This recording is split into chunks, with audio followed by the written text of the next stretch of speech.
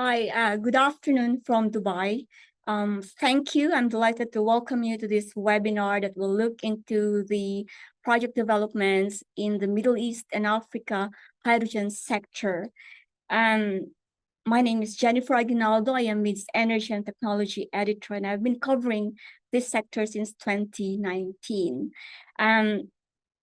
It's interesting that we are having this webinar a year since I facilitated the previous webinar last year in November 2021, which was November 2023, which was 2 weeks before COP28 started in Dubai.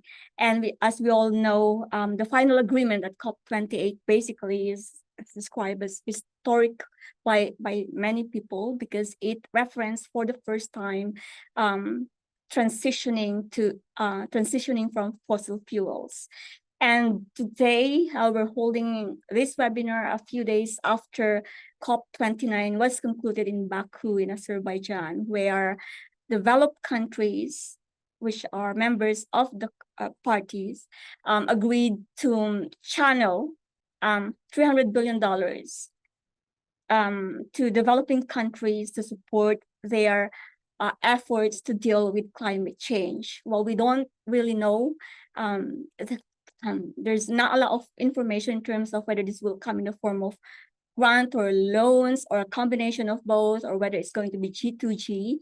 But those are some of the significant developments that may have an impact in terms of how hydrogen projects in the region and elsewhere develop. It's also very interesting, I must say, that there is an ongoing hearing at the UN International Court of Justice where 132 countries led by developing islands are requesting, seeking a legal opinion and advisory from the highest court of the United Nations in terms of the accountability or responsibility of the states in terms of anthropogenic factors, or the man-made, man-caused, human-caused factors of climate change, and who has the responsibility given acts of commission or omissions in terms of climate change.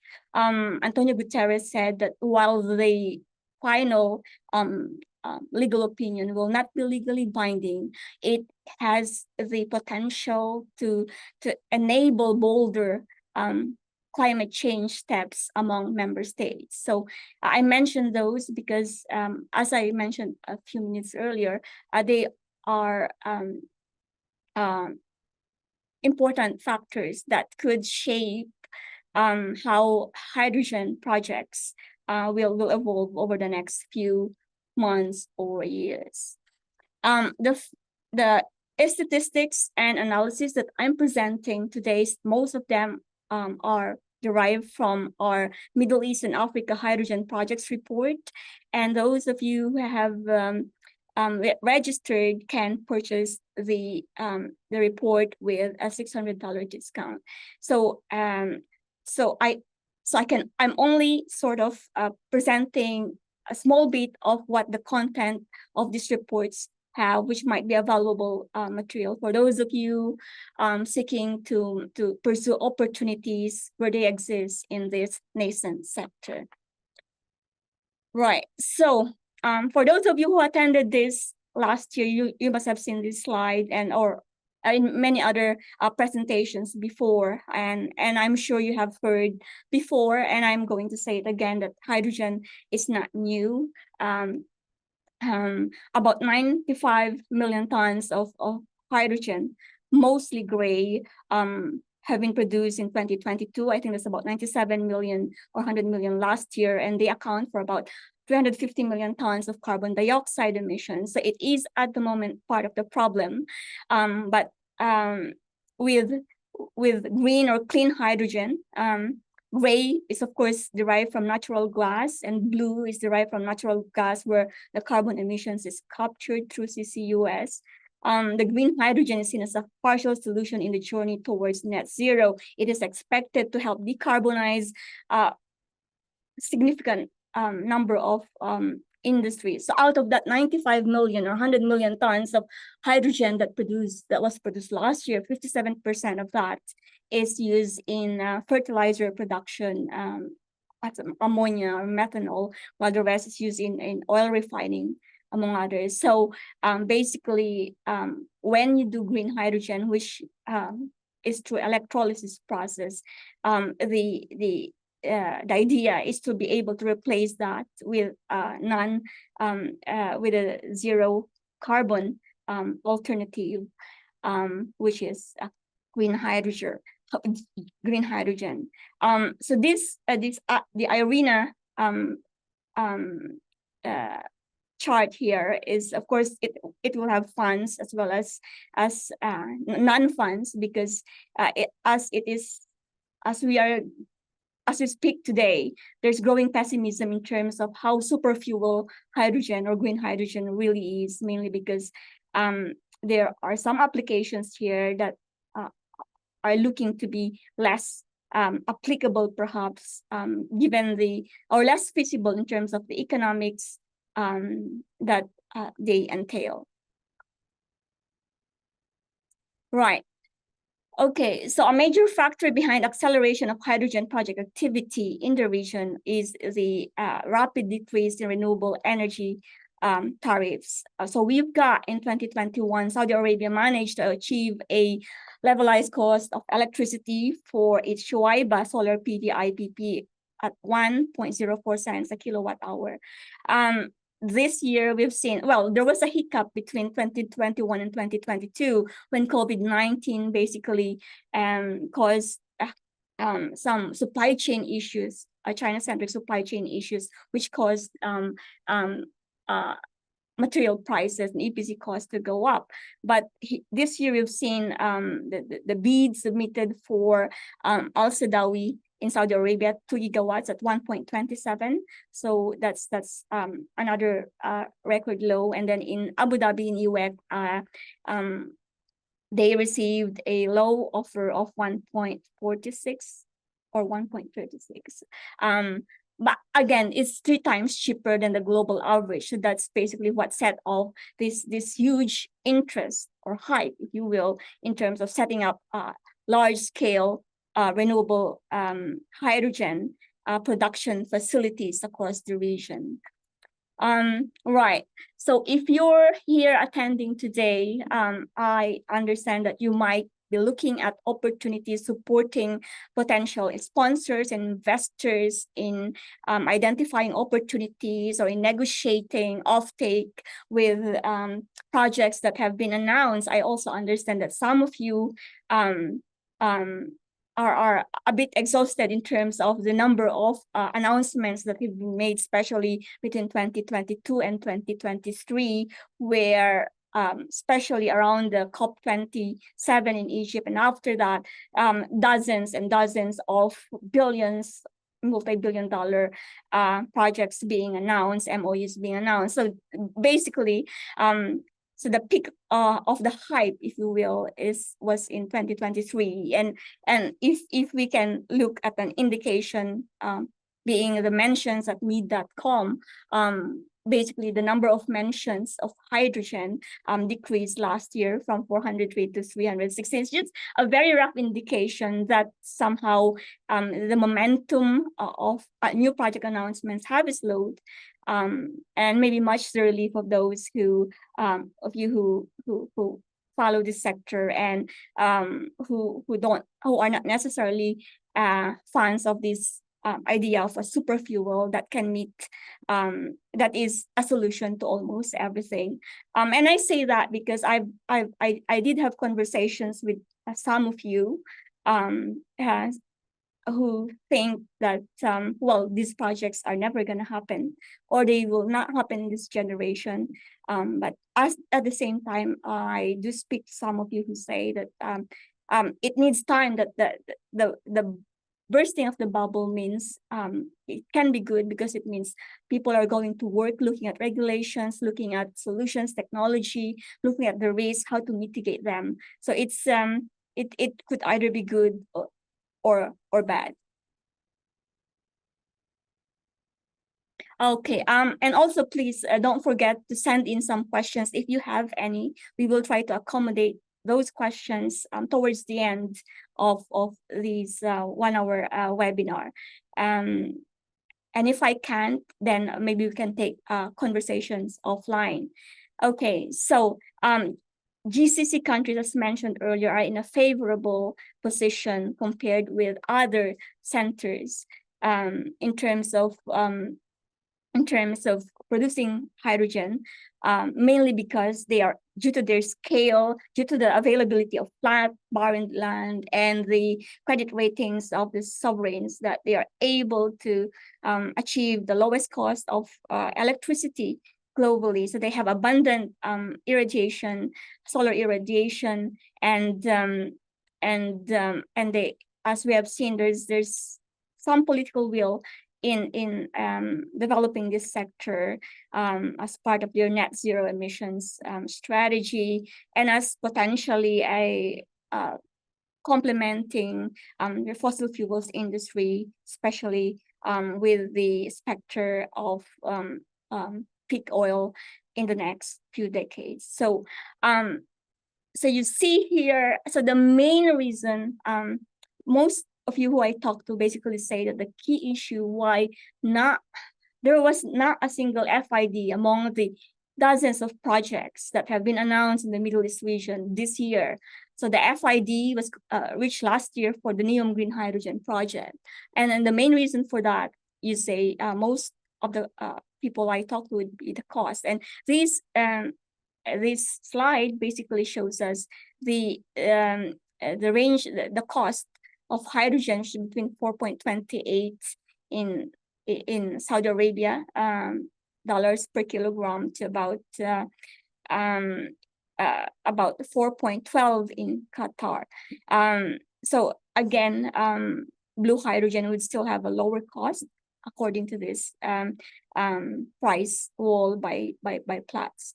The chart on the right is based on, again, this is from the report, and you will see more. The report will explain more how what are the methodologies behind these numbers. But this is not our number. The one on the right, some of you may just want to ignore that because right now ammonia is trading, let's say, for $450 or $500 a ton.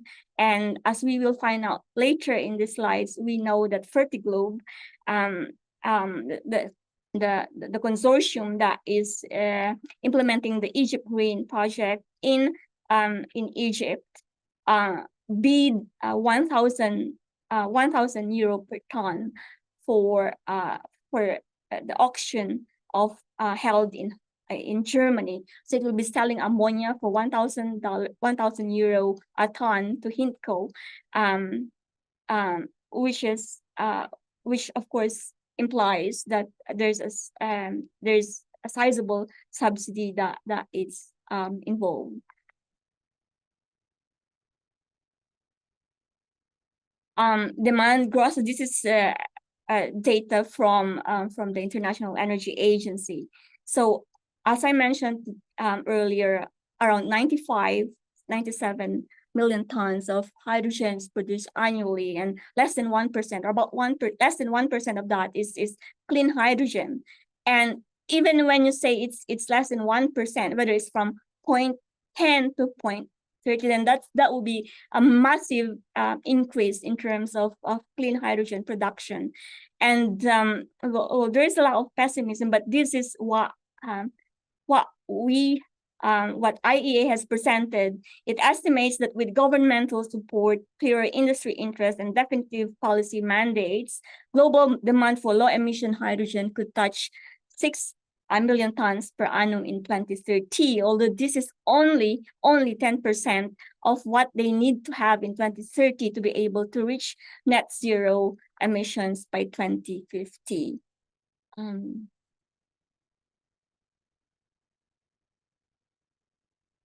So in terms of the active hydrogen projects market in the region, so we have around a pipeline of around close to 80 projects, the ones that we know of and that we are monitoring at MEED and MEED projects.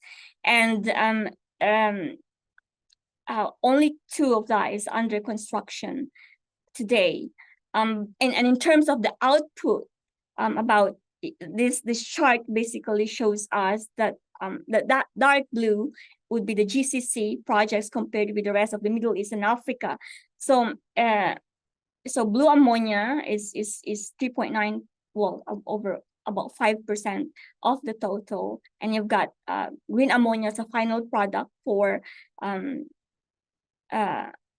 significant portion of these. Well, hydrogen is another end product. So there are different ways, the different sort of final output, and some are still. I mean, we've seen the announcement made by Masdar and BP to be able to do green hydrogen to methanol to SAF,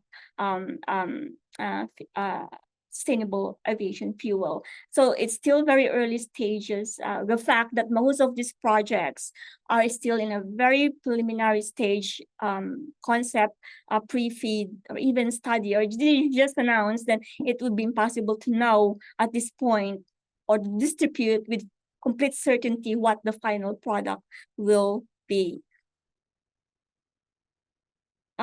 Right.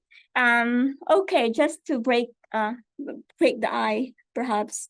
We have, if I can invite you to participate in a poll question, that would be really great. What is your main business activity? About 920 people registered for this event. And even if in the worst circumstance, there's only like a couple of hundreds of you who turned up today, or we'd like to know who you are. What do you represent? Are you oil and gas, advisory services, asset management, chemicals and refining, clean energy, or other maybe technology providers?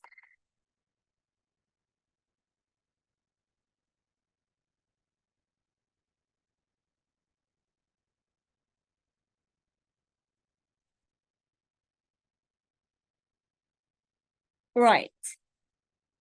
Okay.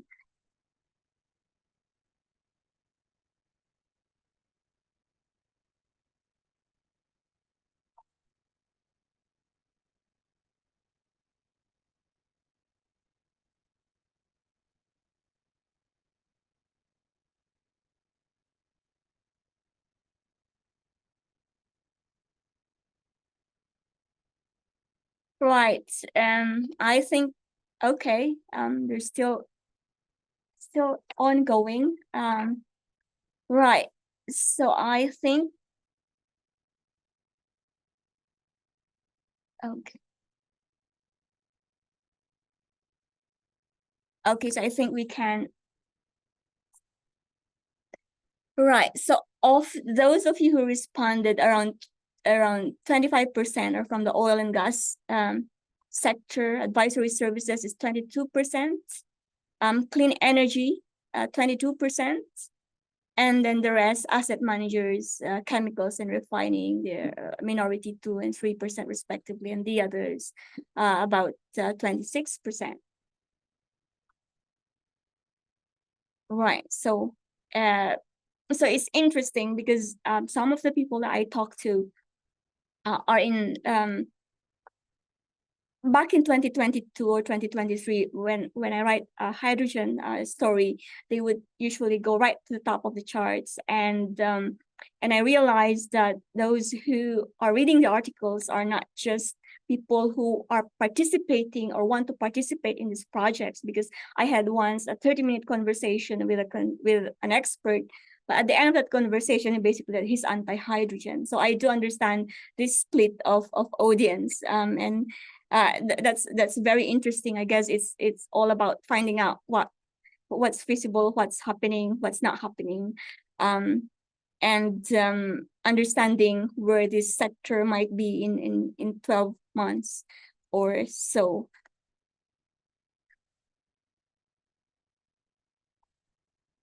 Okay, right. Okay, now this is this might be interesting to some of you, and maybe not for others. Not a lot has changed since last year, although we know that Abu Dhabi Department of Energy has implemented their low hydrogen low carbon hydrogen public policy, which took effect in January 1, 2024. So basically, it mandated Masdar Green Hydrogen as the co-investor, as the main partner for green hydrogen projects that will be set up in Abu Dhabi, whereas ADNOC will be the main partner for blue hydrogen projects. The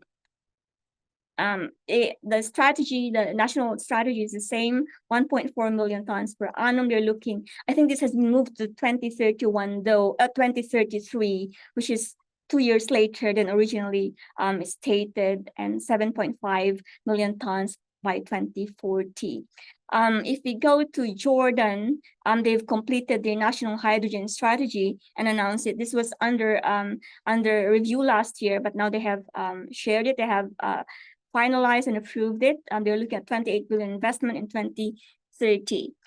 Clean hydrogen strategy in Egypt has also been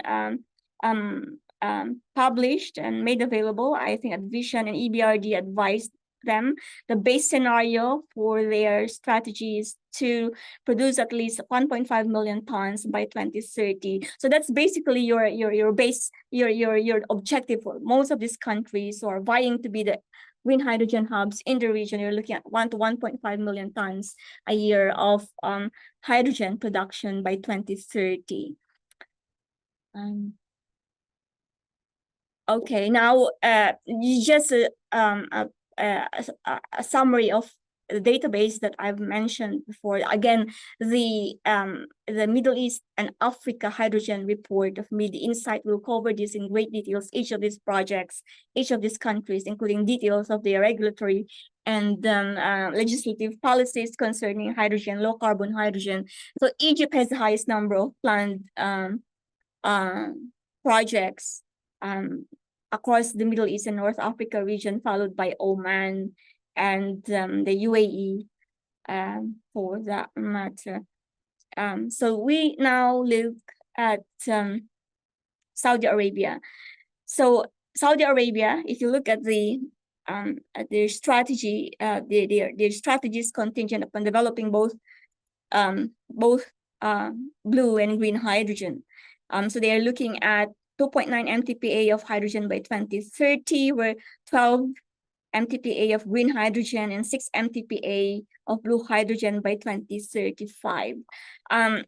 So the kingdom has set a clean hydrogen production target of that number. As I mentioned earlier, there are at least, of course, we all know that the world's largest integrated hydrogen and ammonia plant, 8.4 billion.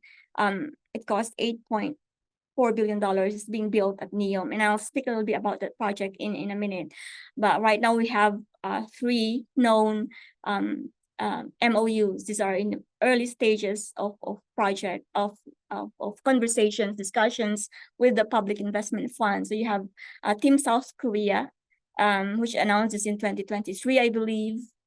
It's the same with NG, which signed an MOU with PIF in July last year, and Japan's Marubeni Corporation, basically the same, looking at including green ammonia, sustainable aviation fuel, and green steel as a final product, or as with the hydrogen being a feedstock in those final output. Of course, in terms of blue hydrogen, there are plans to build low carbon ammonia plant in Jubail in the eastern province with a capacity of 1.2 million tons a year of blue ammonia and 1.1 million tons of urea. So the big news coming from Saudi Arabia was in the summer, right after the summer, I reported that the public investment funds planning to launch a company called a clean hydrogen arm called Energy Solutions Company. This was going to be the hydrogen champion, working with the private sector, developing green hydrogen projects in Saudi Arabia, and with Aramco in developing blue hydrogen plants in the kingdom. And this was expected based on intelligence that we've gathered on the ground, that this was supposed to be launched in October during the FII investment forum in Riyadh. But the launch of ESC was canceled And we don't really know the reason for that until recently, when some of the people we've spoken to said that there are discussions that perhaps aqua power um, uh, might be uh, assuming part of the mandate to become the hydrogen champion in the kingdom. But we've asked Aqua Power and they have not really commented on that one. So it remains, watch this space in terms of probably what they will announce over the next few weeks or months in terms of who will be looking after the implementation of Saudi Arabia's low carbon hydrogen policy. I think the general thinking is that since Aqua Power is already implementing the world's largest green hydrogen project in NEOM, then they might as well, the role that could be assigned to them would be similar to what they're doing now under the National Renewable Energy um, program in Saudi Arabia, where for the 70% of the target installed capacity, they are the selected partner of PIF to implement those projects on a price discovery scheme. So they have the priority. They will be prioritized. They are being prioritized to bid to offer bids for those projects. And if they do not match the publicly tendered tariffs, then the plan is for PIF to probably tender those projects. But so for the first 4 or 5 rounds of those massive mega scale solar PV projects, Aqua Power has won each of them. Right.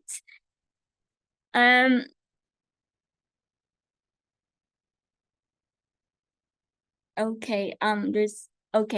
In terms of the Neom Green Hydrogen project, it is located on a 300 square kilometer land on Neom's Oxagon Industrial Complex. So I would suppose that many of you know the details, the facts of this project. One very interesting bit about this project would be the role of U.S. Air Products as a co-investor, co-owner, EPC contractor, systems integrator, and off-taker over 30 years of the ammonia that is produced through this facility. So this project reached financial close last year. I reported this week that last week the project has reached 60% completion, and it looks on track to be completed in 2026 as expected. It aims to produce 650 tons a day of hydrogen and 1.2 million tons a year of ammonia, so green ammonia. So the electrolyzer capacity of this plant is 2 gigawatts, and the renewable energy capacity is 4.3 gigawatts with a 400 megawatt battery energy storage system. It's interesting because it's using the ThyssenKrupp Nucera electrolyzer product, which has with each unit of that electrolysis module having 20 megawatts. So that's around 100 units of that 20 megawatt alkaline that's being put together, to build the electrolysis plant in NEOM. Moving on, right, it's another poll question, if you don't mind. Which country do you think have the highest likelihood to implement their clean hydrogen strategy? I'll give you a minute maybe, if you can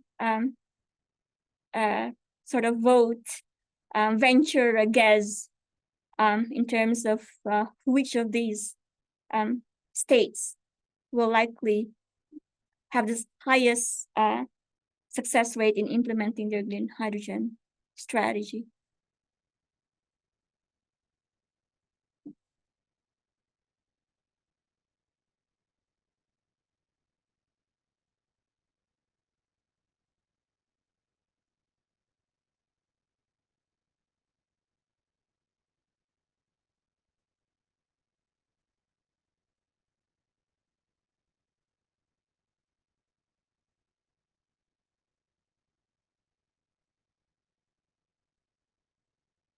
Okay.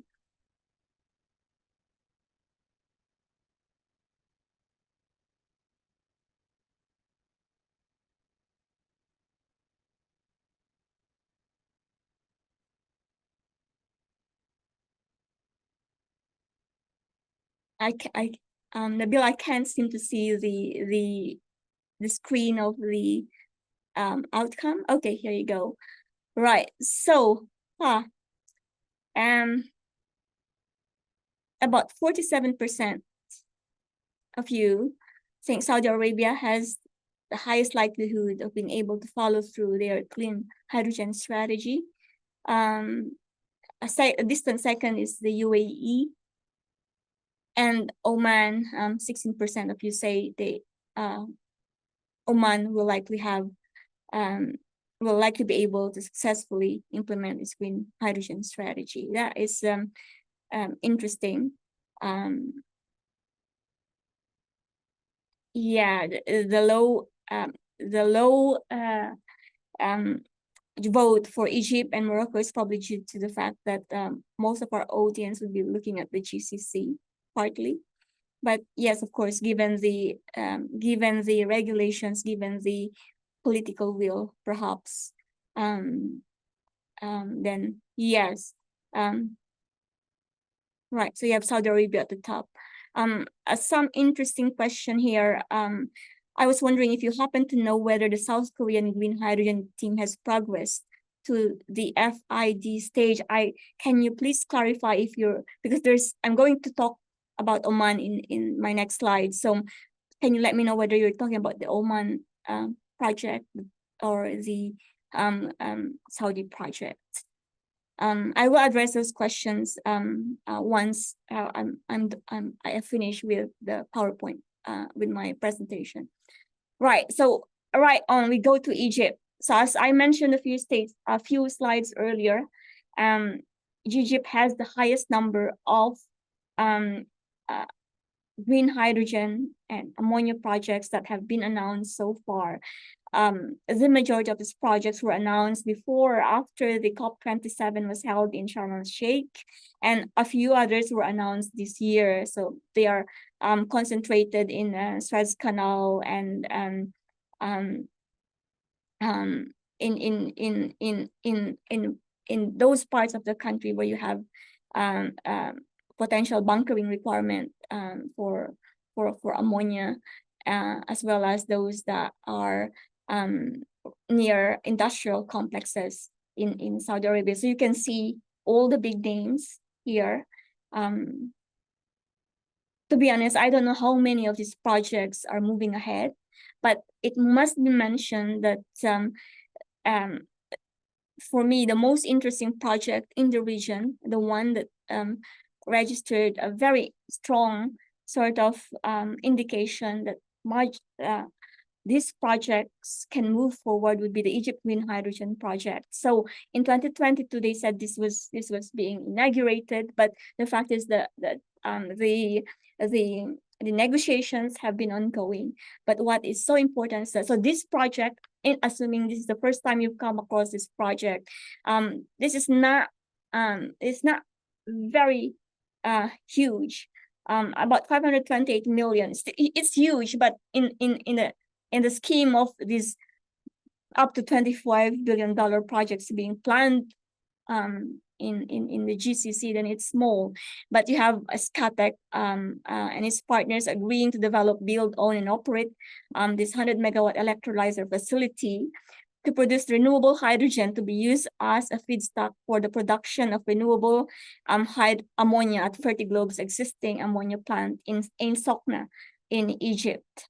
So Scatec is the main sponsor with a 50% ownership of the project company developing this facility. So in July 2024, so this year saw a lot of movements in this project. Fertiglobe and Egypt Green signed a 20-year ammonia offtake agreement in July. The following month, so there's a back-to-back offtake agreement. Fertiglobe secured a 431 million green ammonia offtake deal with H2 Global in Germany from the first tender round by the German government. So they bid as far as we know from sources that they bid for 1,000 euro per ton, when prevailing prices for ammonia at the time is around 450 to 500 dollars a ton. Then in October, Egypt Green received a 30 million grant from Germany's PTX Development Fund for the project, and the financial close is expected in the first half of 2025. This shows the complexity involved in getting a single project to FID, and finally reaching financial close. But it also shows, so on one hand, it shows the hurdles that need to be overcome, and by these types of projects. But on the other, it also provide learnings in terms of how future projects can go ahead, and others can look at it and see how this could be replicated to get to a successful implementation of a project.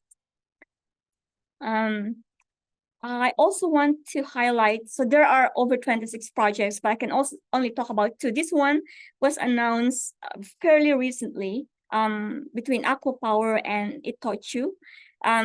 In June, Aqua Power signed a preliminary deal with Itochu for the offtake of some 600,000 tons a year of ammonia from a planned facility in Egypt. Itochu seeks to introduce low-carbon clean ammonia to the maritime sector as an alternative zero-emission fuel. So the plan is to produce ammonia at the plant, which will supply ammonia feedstock to the bunkering hub being built by Itochu in the Suez Canal.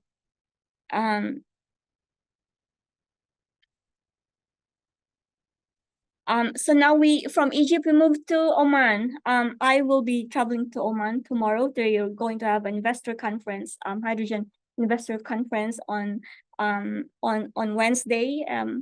So they are out, despite the poll indicating that Oman is most likely third best state that will likely see successful implementing successful clean hydrogen strategy. Some of the sources that I've been speaking to over the past few weeks have been saying that their project in Oman is actually moving ahead. So Hydrogen Oman awarded land concession agreements for projects in June 2023, that's last year, and in early 2024. So you've got around 12 projects here. You can see on your screen. The last 2 on the table to your right, Actis and Fortescue and EDF Group, they were the winning. They were the ones who bid for the second round of the land concession agreement. So these are massive projects. Consortiums have said that they have 7 years on average to develop the assets, and Hydrom has also designated several legacy projects. So these are massive land blocks that are allocated for integrated green hydrogen and ammonia projects. You see the biggest names, the biggest developers, investors involved in these projects. Most of them are in the preliminary stage as we speak. I'd like to talk about one of those projects, Hyport Dukum. The first phase of this project is to be completed in 2029. Right. So this is one of the first projects announced in Oman before the land concession agreements were awarded. So it's being developed jointly by OQ and DIMI of Belgium. The plan is to have a solar wind park with a capacity of 1.3 gigawatts. And the project entails green hydrogen and green ammonia production facility with a 500 megawatt electrolysis capacity on a site of 793,000 square meters. I'm highlighting this because number one, it's one of the first projects announced in Oman. They have signed land reservation agreements. They have tendered the PMC package for this project. They've signed a project development agreement with Hydron for 47 years. And in 2021, when it was announced, there was conversations between the consortium and Unipa in terms of taking and co-investing in the project. In December, just a few days ago, Oman and Belgium also signed an MOU to collaborate across the entire hydrogen value chain. And of course, BP, I believe, has announced that it's taking a 49% stake in this project.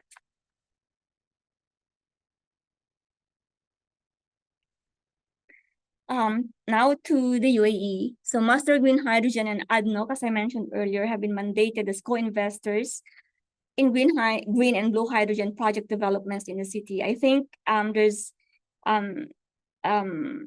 last year, before COP28 or after COP28, basically Master signed an MOU with Abu Dhabi Ports Group to build a hydrogen hub in Kizad in the industrial zone in Abu Dhabi. And the other potential hydrogen valley or hydrogen oasis would be in Ruwais, where you have the industrial complex being developed there. And it's also the location of one of the first projects, promising projects that was to be built by Fertiglobe and Engie there, which we understand has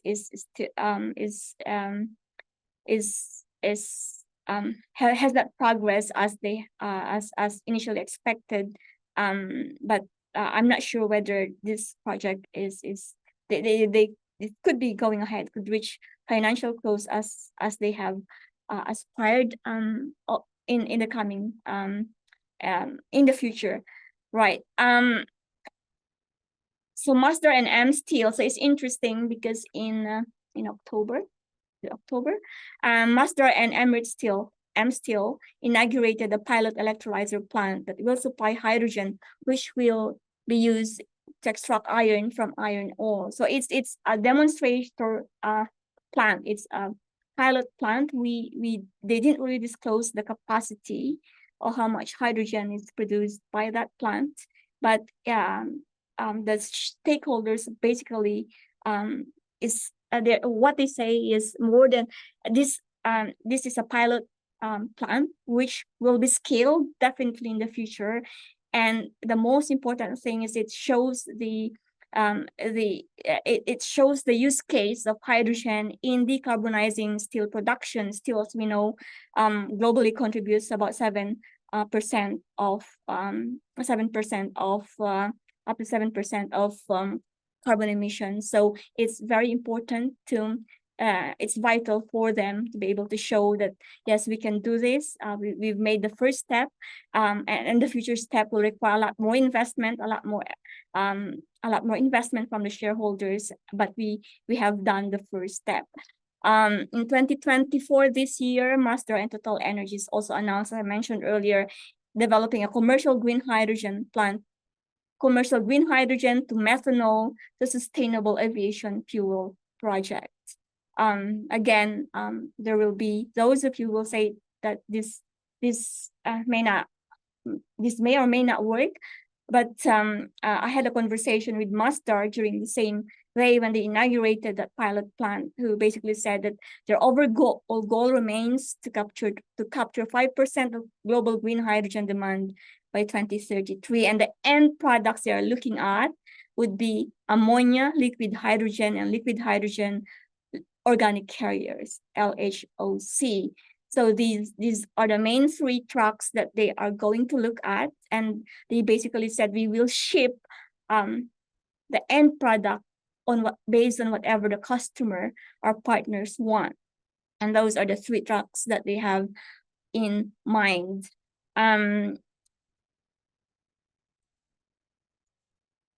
We will be I will be taking on some of the questions in a few minutes.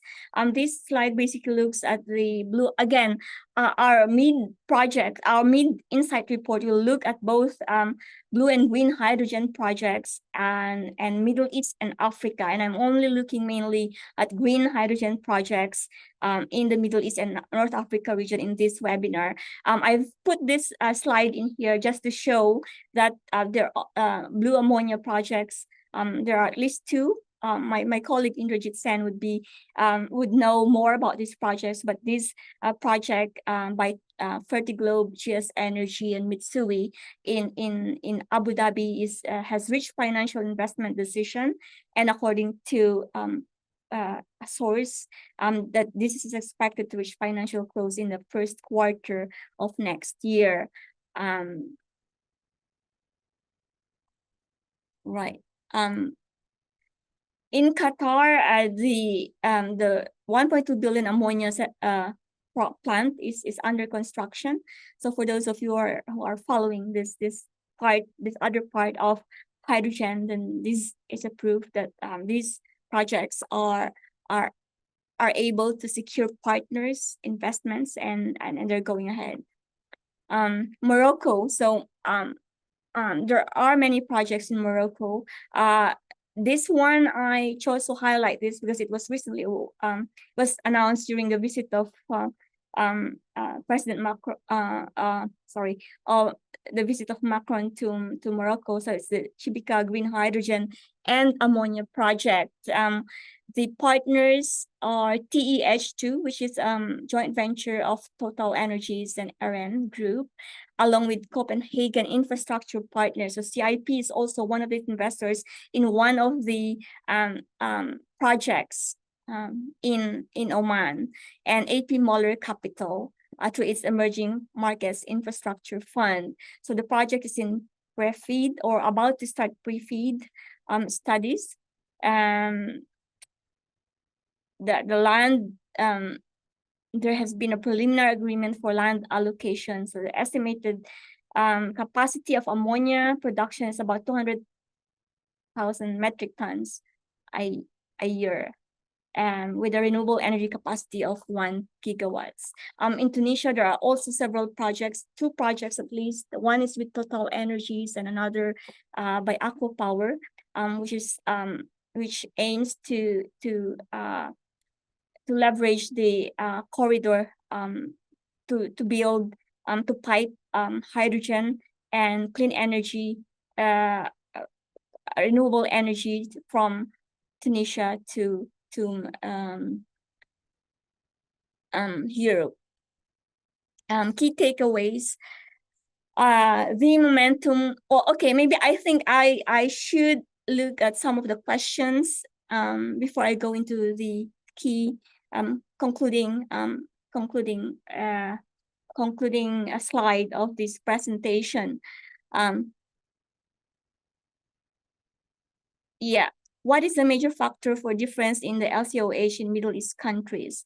Well, as I mentioned, that slide is from the MEED, from the Middle East Africa, from the Insight report that we have just produced.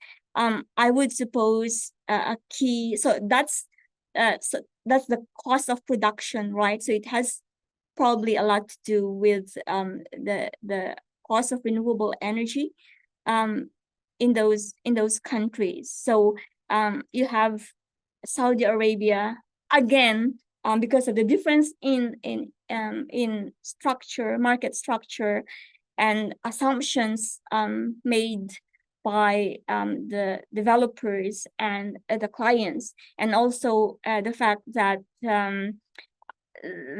let's say renewable energy IPPs in Saudi Arabia are fully owned by the private companies, versus renewable energy projects, let's say in the UAE, being indirectly owned, part of it, the majority of it being indirectly owned by government entities.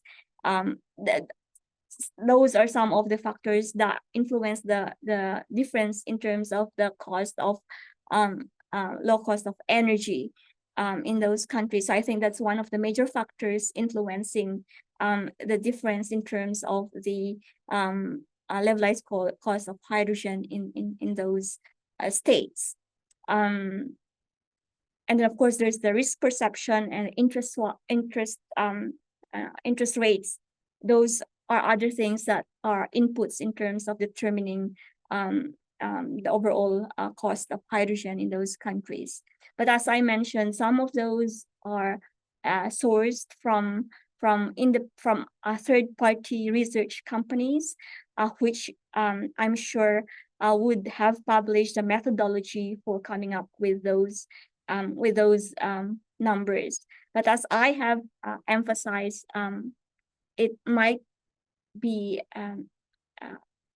it might be wise to consider other sources as well, because I mean it changes, and some of the people I talk to would say that these prices are unlikely, and again there are different inputs in coming up with those numbers.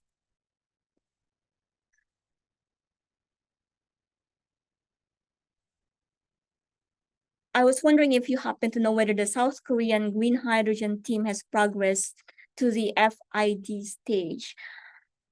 I am unaware that they have, regardless whether you're talking about the project in Oman or in Saudi Arabia. But if it's the project in Oman, last year when I attended that conference in Muscat, they were basically not the South Koreans alone, but in general, and I think NG was there, BP was there. They were looking at an FID of 2027, so a 3-year window to be able to reach FID. So well, it would be nice if one of them has reached FID. But as I said, in 2 days' time, I will be in Oman. I will be attending the investor conference there. Let's see if they're going to announce anything as important as this.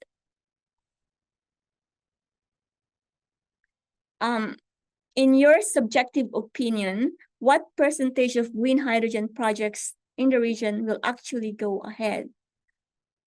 All right. I think I really don't have an answer to that question, but the data that we have we have 2 out of the 79 projects that are under construction today.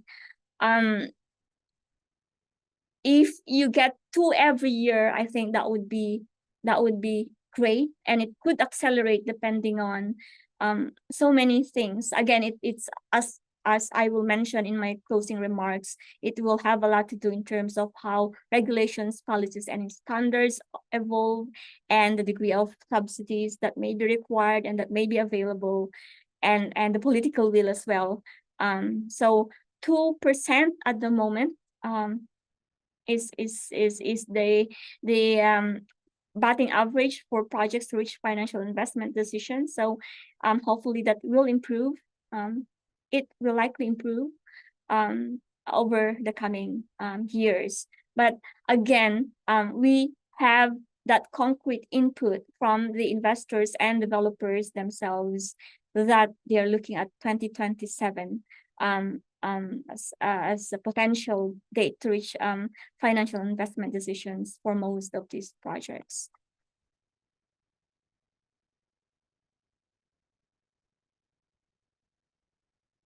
Is the NEOM plant on track to reach full capacity by 2026? Some say the project was downscaled. I think there would be quite a bit of these sort of conjectures in terms of the ongoing pace of developing the project. But as far as I know, they are aiming.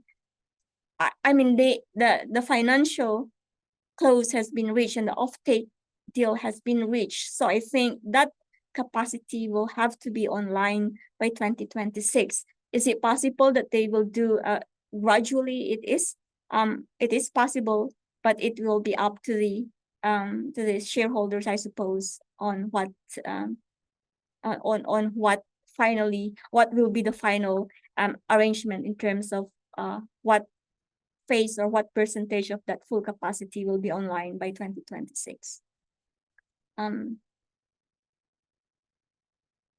So that's, I think I've answered that. The conference on Wednesday is a hydrogen investor conference. So they're gathering, bringing together, I suppose, investors, bankers, technology providers, everyone who might have a hand, who might have a stake in developing a hydrogen hub or several two hydrogen hubs in Oman, in this conference.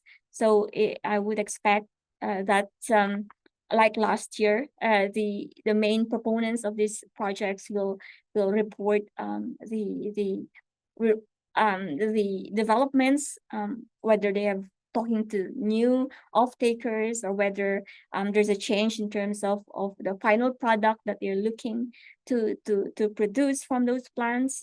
I do understand there's also a push in Oman to have the hydrogen or ammonia produced locally, to supply local industries in Duqm or in Dhofar. So those are most likely to be tackled on Wednesday. And if you're a MEED subscriber, I will be writing updates on us from that conference.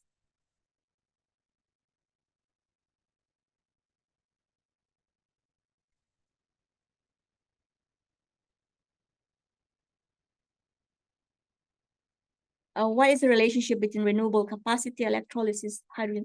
Well, you will be receiving a copy of this presentation. So for the project slides, you will have the data in terms of the electrolysis capacity, renewable capacity, hydrogen, and ammonia.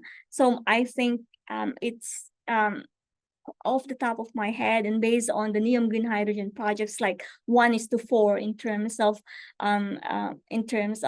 the tonnage of hydrogen and ammonia. But it varies per project, and for electrolysis, like half. If you have if you're looking at a 500 megawatts of electrolysis capacity, then you're looking at least 1 gigawatts of renewable energy as an input. And of course, these are back-to-back sort of offtake. Someone will buy the renewable energy. So there's a back-to-back, and then you will have someone will have to sign a hydrogen. Someone will buy the hydrogen or the ammonia that's produced from the facility. So it's not very straightforward. But if you look at if you receive this presentation, then you will be able to make out the ratio between those four key parameters in terms of a typical green hydrogen, integrated hydrogen and ammonia project. What is your view on subsidies provided by government in GCC countries? Is that something feasible and expected?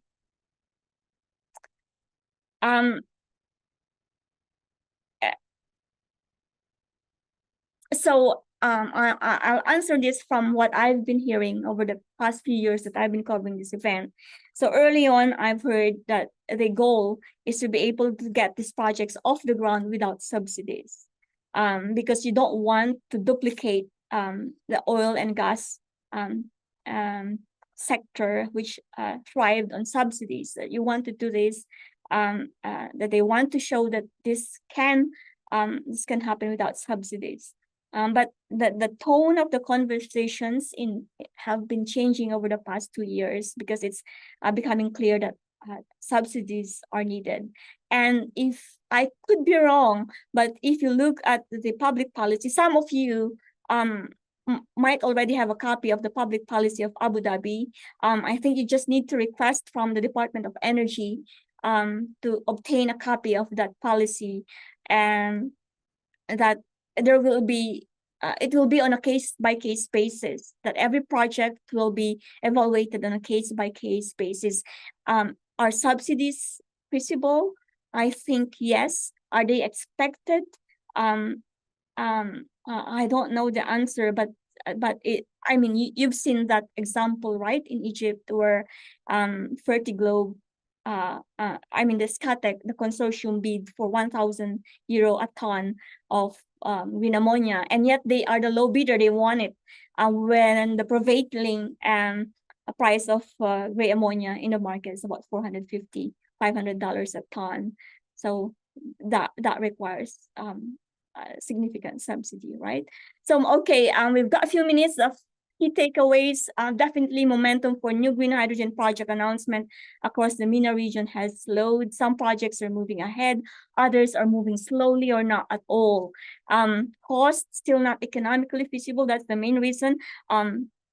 FID is a function of cost, and of course, there's one part of the equation is the cost. The other part is the final cost, if you include the transport, storage cost, and if you have to crack it back.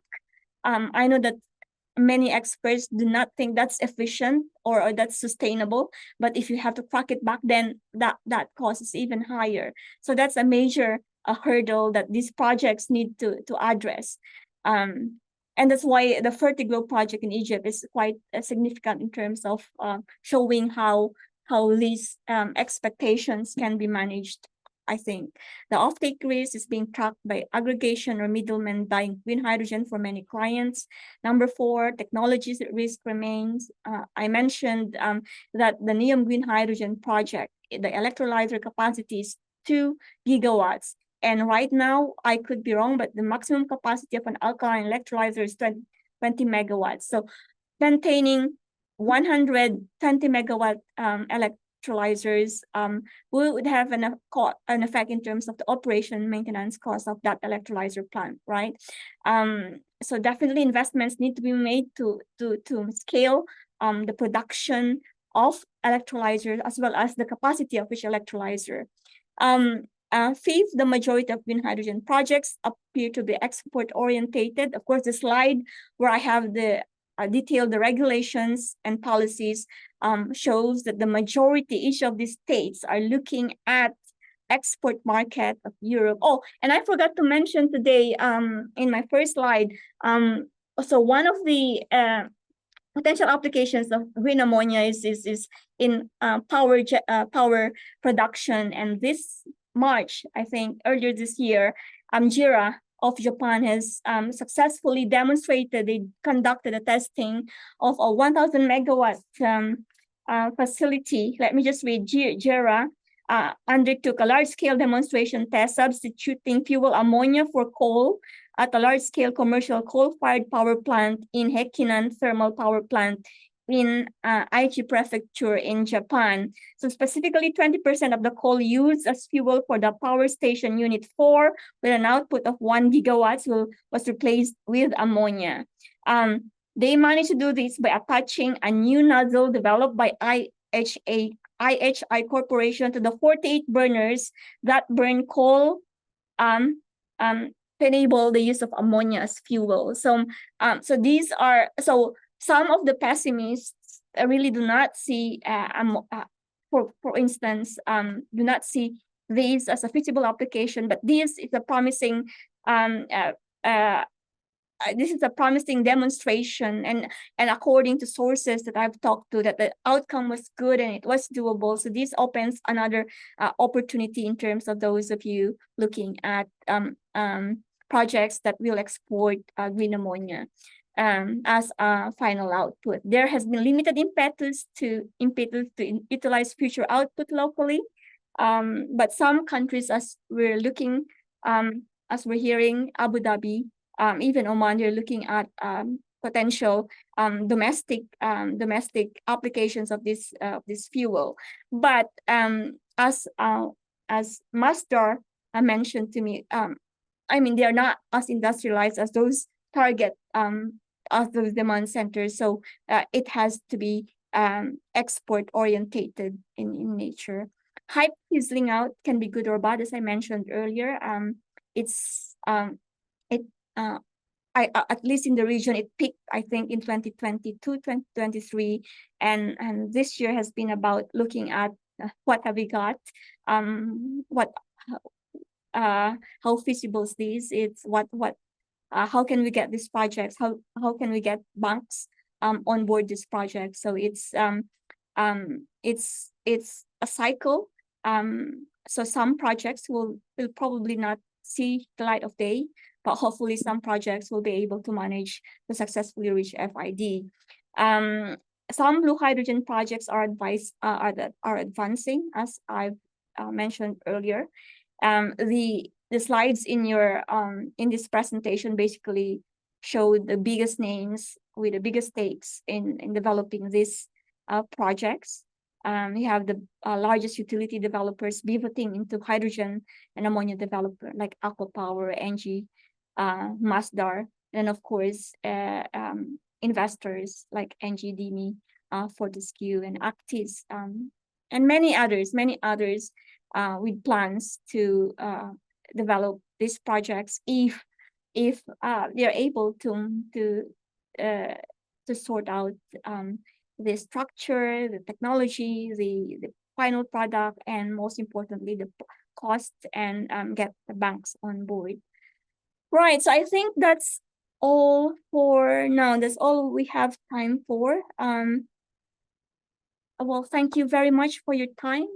Hopefully we see you again this time next year to see if there are any new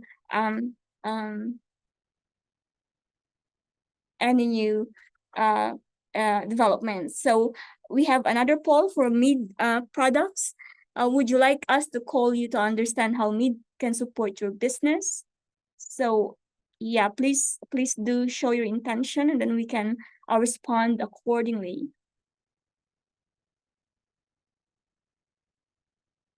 So MEED projects is our project tracking service, while premium intelligence reports is what produces the MEED projects, like the MEED, like the Middle East Africa hydrogen projects.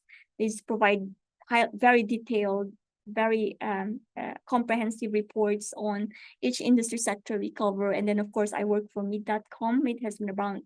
MEED reports on the most important economic, political, investment projects in the Middle East and Africa region, and we've been doing that since 1957.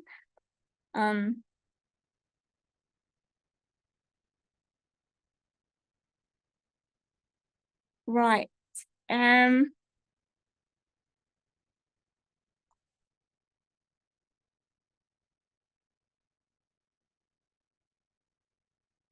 Right. So I think that's it.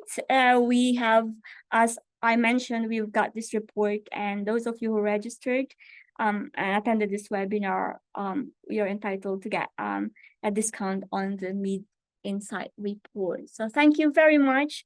We'll see you again, hopefully next year in other webinars. This is the last webinar for MEED and Global Data, which is our parent company this year. Hopefully there will be more webinars next year. Thank you so much. Thank you.